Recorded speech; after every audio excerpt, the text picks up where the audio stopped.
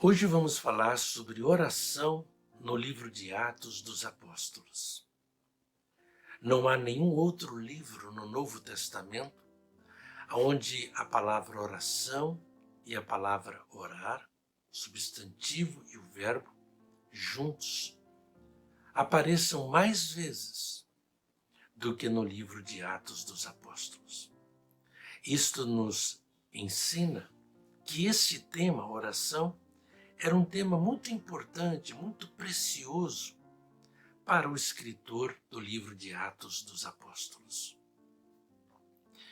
Então, quando nós estudamos a ocorrência deste substantivo, oração, e deste verbo no livro de Atos dos Apóstolos, nós podemos aprender muito sobre a vida de oração da igreja primitiva, a vida de oração dos crentes em Jesus no primeiro século.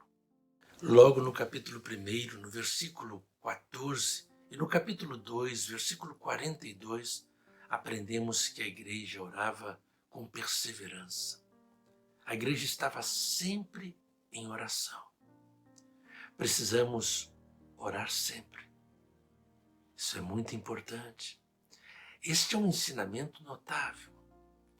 E nós precisamos nos perguntar se a vida da nossa igreja é parecida com a vida da igreja primitiva. Se a vida dos crentes de hoje, em termos de oração, é semelhante à vida dos crentes da igreja primitiva. Uma outra coisa que nós encontramos logo no capítulo 1, versículo 24, é que a igreja primitiva revelava a sua dependência de Deus ao orar. Ela queria saber a vontade de Deus e por isso orava. Nesta oração, a igreja pede que Deus mostre para ela quem é a pessoa que Deus quer que substitua Judas Iscariotes, que havia traído o Senhor Jesus Cristo.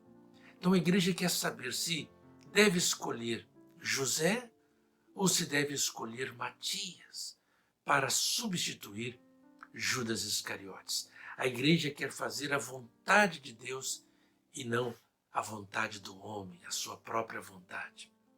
Que ensino extraordinário!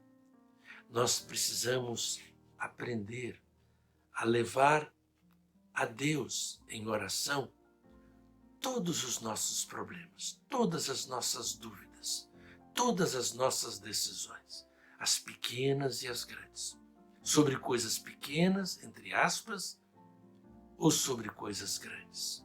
Porque coloco entre aspas porque muitas vezes o que nós consideramos uma coisa pequena é uma coisa grande e importante, mas nós não temos compreensão disso naquele momento.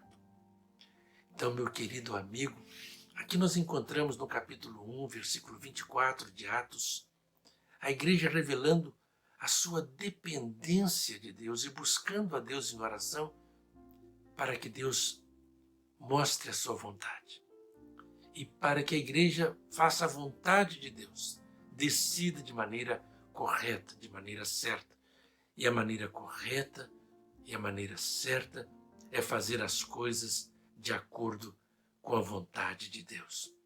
É isto que a igreja nos ensina e o Senhor da igreja, o Senhor Jesus Cristo, nos ensina. No Getsêmani, ele orou ao Pai dizendo, não a minha vontade, mas a tua vontade.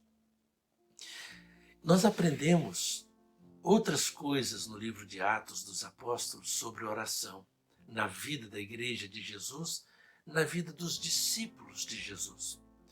Nós aprendemos no capítulo 3, no versículo 1, que a igreja orava no templo. Pedro e João foram ao templo orar.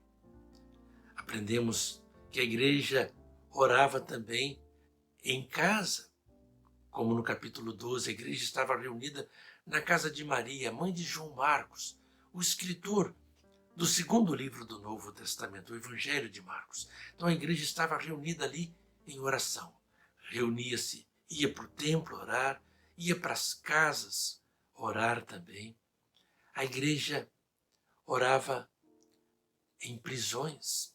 Paulo e Silas, de acordo com Atos, capítulo 16, meia-noite, estavam orando na prisão.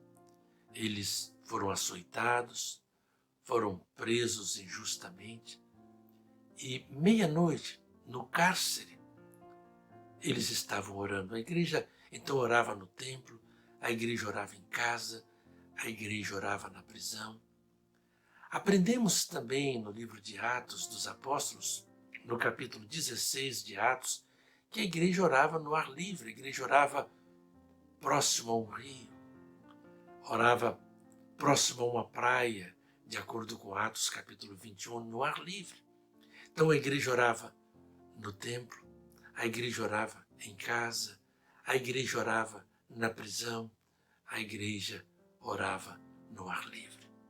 Estamos orando assim em todos os lugares, em casa, no carro, no ônibus, no trem, no metrô. Estamos orando nas prisões, no ar livre, quando estamos caminhando. Já aprendemos a fazer isto? Ou esquecemos de fazer essas coisas? Como a igreja primitiva, como os crentes do primeiro século podem nos ensinar sobre como ter uma vida de oração. Uma outra coisa importante que nós aprendemos é que o próprio apóstolo Paulo, quando ele encontrou-se com o Senhor Jesus Cristo em Atos capítulo 9, Deus diz para Ananias que ele deveria ir lá em Damasco. Paulo estava lá na casa de um homem chamado Judas e que Paulo estaria orando em uma casa. Logo depois de sair de Damasco, Paulo foi para Jerusalém. E em Atos capítulo 22, aprendemos que Paulo estava no templo orando, pedindo a direção de Deus. E Deus falou para Paulo: olha, Paulo, você não pode ficar aqui em Jerusalém, você tem que fugir daqui. Essas pessoas não vão receber bem o seu testemunho, o seu ensino, vão fazer mal a você, vão machucar você, vão matar você. Então, Paulo recebe a orientação de Ananias quando estava orando numa casa. Paulo recebe a revelação de Deus quando estava orando no templo. Que coisa maravilhosa! Um milagre acontece quando a igreja estava orando na casa de Maria. Nós temos a libertação de Pedro da prisão. Milagres acontecem quando oramos. Sim, essa é uma outra lição que aprendemos no livro de Atos dos Apóstolos. A igreja estava orando e o milagre então aconteceu, a libertação de Pedro. Pedro, antes de ressuscitar Tabita, também conhecida como Dorcas, diz-nos a Bíblia que ele orou ao Senhor, pedindo que Deus revelasse o seu poder naquele milagre, naquela hora, naquele momento. A mesma coisa aconteceu com Paulo, lá no último capítulo de Atos, capítulo 28. Ele cura o pai de uma pessoa chamada Públio. Mas antes de operar este milagre, diz-nos a Bíblia que Paulo ora ao Senhor. Então, quando nós oramos, de acordo com o ensino de Atos, os milagres podem acontecer. Uma outra coisa notável sobre oração que nós aprendemos no livro de Atos dos Apóstolos é que a igreja primitiva orava para consagrar as pessoas. No capítulo 6, vemos a igreja orando para consagrar os diáconos. No capítulo 13, vemos a igreja de Antioquia orando para consagrar os missionários para a obra missionária. Então, Barnabé e Saulo são consagrados através da oração pela igreja de Antioquia. Nós encontramos no capítulo 14 a consagração de pastores com oração. Então a igreja orava para consagrar as pessoas para a obra de Deus. Que coisa maravilhosa! Nós encontramos em Atos capítulo 6 o ensino de que os pastores, os líderes da igreja, os apóstolos, eles precisavam se dedicar à oração e ao ensino da palavra. Está lá, os diáconos, Filipe, Estevão e outros, eles surgem na história da igreja para que os líderes da igreja tenham tempo para a oração e a dedicação ao estudo da palavra de Deus. Que coisa notável que o livro de Atos nos ensina sobre a oração na vida da igreja, na vida dos crentes, na vida dos líderes da igreja. Que coisa maravilhosa! Precisamos aprender essas lições, lições preciosas para nós. Meu querido amigo, minha querida amiga, nós aprendemos no livro de Atos dos Apóstolos que, por causa das orações, os crentes foram cheios do Espírito Santo. Por causa das orações, nós encontramos conversões na vida da igreja primitiva. Por causa das orações, nós encontramos os enfermos sendo curados, os demônios, Satanás sendo derrotado. Por causa das orações, nós encontramos as necessidades materiais e humanas da igreja sendo supridas. Por causa das orações, nós encontramos pessoas sendo transformadas. Pessoas como Pedro, pessoas como Paulo, pessoas como Cornélio.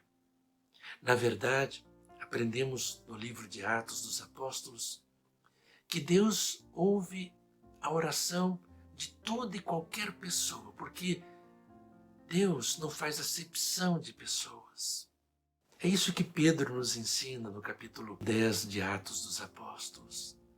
Ele ouve a oração de Cornélio, ele ouve a oração de todos aqueles que buscam a face dele, que procuram fazer o que é justo, o que é certo, que procuram saber qual é a vontade do Senhor e como fazê-la. Ah, meu querido amigo, minha querida amiga, creio que nós precisamos orar mais. Quando nós oramos, nós revelamos o desejo de comunhão com o Senhor. Quando nós oramos, nós apresentamos as nossas necessidades também a Deus. Não apenas necessidades materiais, mas necessidades espirituais de tomar as decisões certas, fazer as escolhas certas. Quantas vezes erramos porque nós estamos fazendo a nossa vontade e não a vontade do Senhor. Precisamos orar mais, porque assim Deus vai nos revelar a vontade dEle, suprir as nossas necessidades. Vamos aprender a orar. Vamos falar aquilo que os apóstolos falaram para Jesus lá no livro de Lucas. Vamos falar para o Senhor: ensina-nos a orar. Porque se aprendermos a orar, seremos felizes. E faremos outros também felizes no tempo e na eternidade. Um forte abraço.